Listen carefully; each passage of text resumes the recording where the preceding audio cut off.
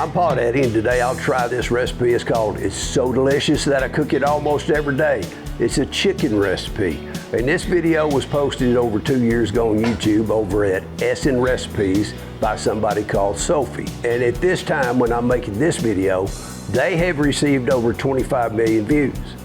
Oh yeah, it looked really good, so I gotta give it a try. I want to recreate her recipe, but I'm using a few minor variations, but I believe I'm staying true to her basic recipe. Okay, to start with, Sophie's recipe calls for 3 boneless, skinless chicken breasts, and I'm cooking up 4 because I have mine packaged in packages of 2, so I'm cooking up 4 breasts.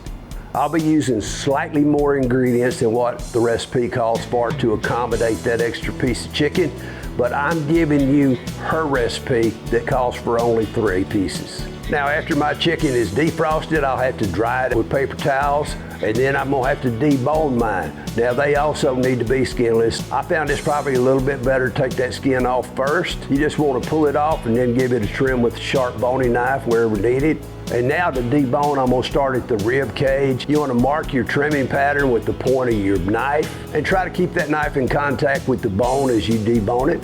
And then eventually you'll turn it over to the other side and you'll want to stick that point of that knife right there under the keel bone and trim that part out. And you'll also want to trim around that knuckle where the wing was once attached, and you'll probably have to trim around a part of the wishbone if that part's left. Now over on the back side of the breast, you'll find what's left of the breast tender. Now, unless you're really good at deboning, and I'm not, it's probably best to go ahead and remove that tender, and you can save it and cook it up for something else later. Now trim up the edges, remove any of the extra fat. Now the bony parts, you can save those to use in making up some chicken stock. That's what I'll be doing later. If all this deboning part's just too painful for you, then simply buy some boneless, skinless chicken breasts. But no matter which way you go, you need to take those breasts and cut a diamond pattern right there on top. And we're gonna call this the scored side, or the presentation side. Now Sophie added salt and black pepper, and I took the liberty here of adding some of my favorite chicken rub. I added a little bit of John A. Adams signature mesquite smoked chicken rub. That's what I used. And since I'm cooking up 4 pieces of chicken, I'll be using my 15-inch cast iron skillet on a Lynx propane power burner. And that burner is powered by propane. The recipe calls for 3 tablespoons of butter or 2 tablespoons of olive oil.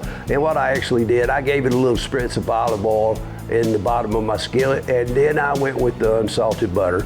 And you melt that all on high heat. And using a 1/4 cup of all-purpose flour, you just want to lightly coat each chicken breast on all sides and shake off any of the excess flour. Now all the chicken's placed in that hot skillet. You should cook for 2 to 3 minutes or until golden in color, and I turned after the first 2 minutes was up. And there you cook another 2 minutes.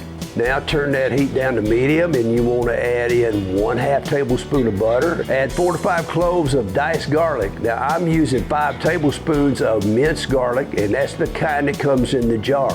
Briefly cook it and be sure to give it a stir. Next, add 1/3 cup of honey or maple syrup. Now I'm using 100% maple syrup because it's just so darn good. Add 1 tablespoon of soy sauce. Now here I strayed a little bit from the recipe again because I'm using Pearl River Bridge mushroom soy sauce. Add 1.5 tablespoons of apple cider vinegar. Bring it up to a simmer and go for 1 minute or until that glaze thickens. All right guys, this is the part where I have to own up to my mistakes. You know I followed that recipe for the most part, but probably used larger chicken breasts than they did in the original video. Eventually I took out a thermometer to temp those chicken breasts, and that wasn't shown in Sophie's video.